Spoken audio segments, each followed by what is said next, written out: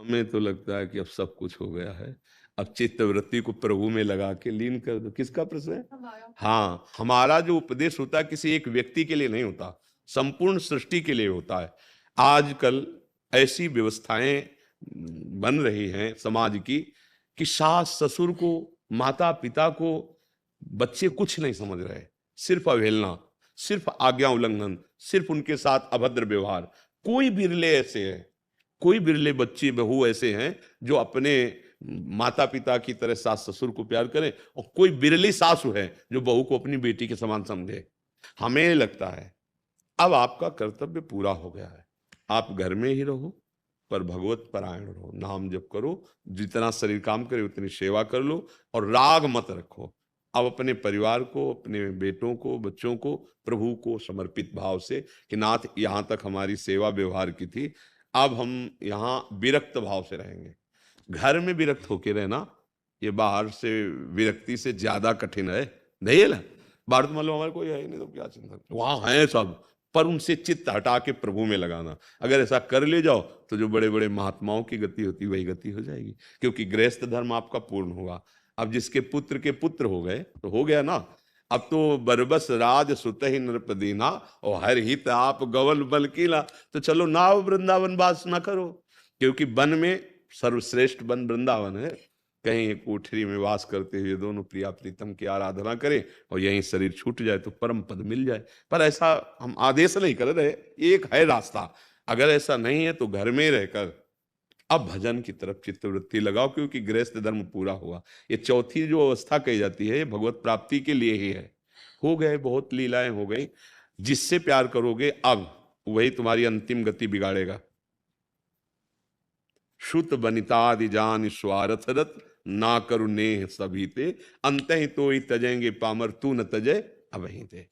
जब तक तुम्हारा शरीर काम कर रहा है तब तक तुम्हें प्यार है, और जिस दिन शरीर की स्थिति तुम्हारी ऐसी हुई उठने लायक नहीं, उस दिन तुम हमें बताना कि क्या तुम्हें कौन प्यार कर रहा है, किस कोट से कर रहा है। स्वार्थ का व्यापार है। आपका धर्म यहां तक था, पूरा हो गया। अब आप निरपेक्ष होकर अगर घर में दोनों और भजन परायण तो भगवत प्राप्ति पक्की। अच्छा, भजन ना करोगे तो पूरा संसार क्या, पशु पक्षी भी अपने बच्चे पैदा करते हैं, उनका पालन पोषण करते हैं, उनके लिए शिकार करते हैं, मुख मिलाते हैं, उनके डालते हैं, उनके दाग में। पशु पक्षी भी तो सब वैसे ही हैं जैसे आप कर रहे हो भाई। निद्रा, भय, आहार, मैथुन, मोह, ये सब सब चीजों के अंतर्गत है। देखो, एक बात नहीं है, वो भजन नहीं कर सकते भगवान का। आप विवेक के द्वारा राग का त्याग करके भजन करके परम पद प्राप्त कर सकते हैं। हमारी राय, नारद सिख जे सुने नर नारी अवश्य भवन तज होए भिखारी। अब हमारे पास आओगे तो माया मोह का नाश करके भगवान की प्राप्ति की बात करेंगे। हाँ, अगर अब ये कहें कि हम, तो इनको उपदेश ऐसा नहीं कहें, इनको कहेंगे आपका परम कर्तव्य, जैसे आपके माता पिता ने आपको इस योग्य बनाया ऐसे पहले बच्चों को बनाओ, बीच बीच में नाम जप करते रहो, आपका ये परम कर्तव्य। जैसे आपने बताया कि सब हो गया, वो अपने अपने कार्य में लगे हैं, उनके भी बच्चे हो गए, बहु। अब आपको चाहिए सच्चिदानंद भगवान की प्राप्ति। अब ना संभल पाओ तो फिर पुनरपि जननम, फिर आगे जन्म हो जाएगा। क्योंकि जहां राग होता है वहीं, देखो अजामिल का राग बच्चे पे था, पर बात इसलिए बन गई कि बच्चे का नाम नारायण रख दिया। नारायण, सब काम बन गया, राग ने काम बना दिया। बच्चे के प्रति राग था वैसा।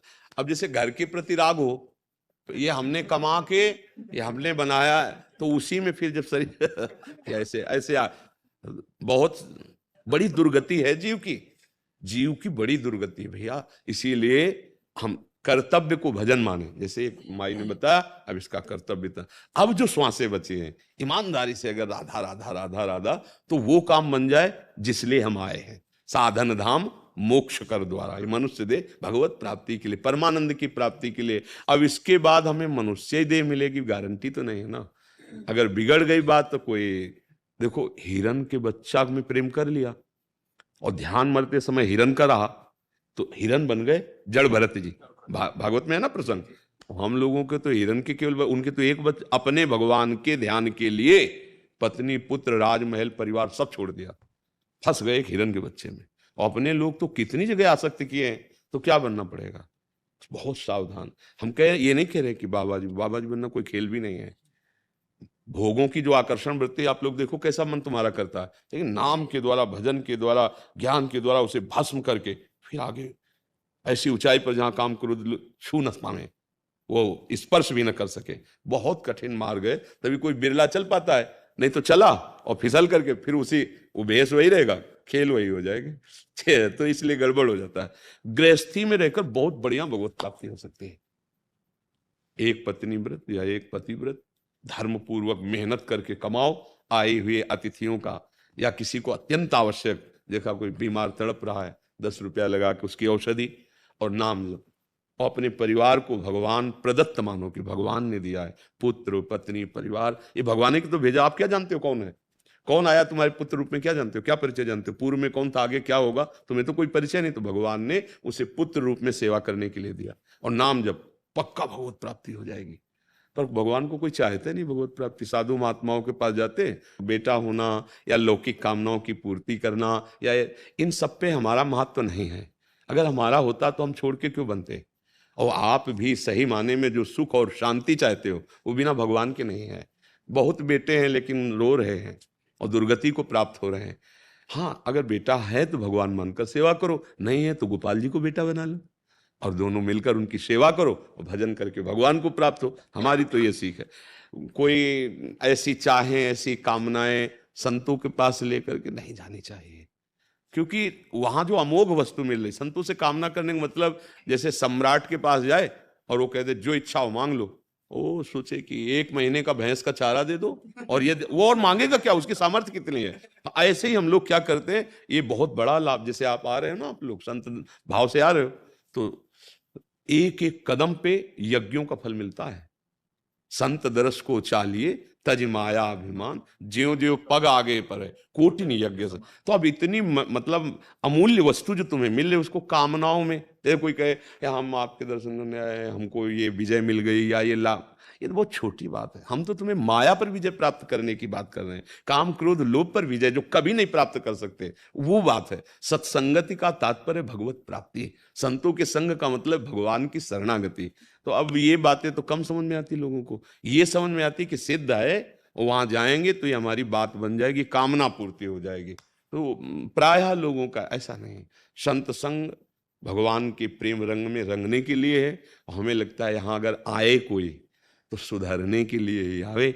आचरण सुधार लो, मन की वृत्ति सुधार लो, तो बिना मांगे सुख आपको मिलता रहेगा। अन मांगे, स्वामी हरिदास जी कहते हैं, अन मांगे आगे आवेगो ज्यो पल लागे पल को। जैसे पलक बिना प्रयास के झपकती रहती है, ऐसे ही तुम्हें सुख लिपट जाएगा तुम्हारे चरणों में, क्योंकि तुमने सुख सिंधु का आश्रय ले लिया। अब भगवान का आश्रय न लो, बुरे आचरण करो तो सुख मांगने से थोड़ी मिल जाएगा। चाहे जहां जाओ, आचरण किया है वो तुम्हें दंड दे के रहेगा। इसलिए हमारी प्रार्थना है कि अब आपका समय अधिक से अधिक भजन में जाना चाहिए, और इसी से जीवन की सार्थकता होगी। आपके लौकिक धर्म की पूर्ति हो गई, अब परम धर्म की पूर्ति। बिना भगवान की प्राप्ति के आवागमन नहीं रुकेगा, और ये केवल मनुष्य शरीर में ही होता है। इसलिए अब न चुको, जितनी श्वासें उतने में भगवत प्राप्ति हो जाएगी। राधा राधा।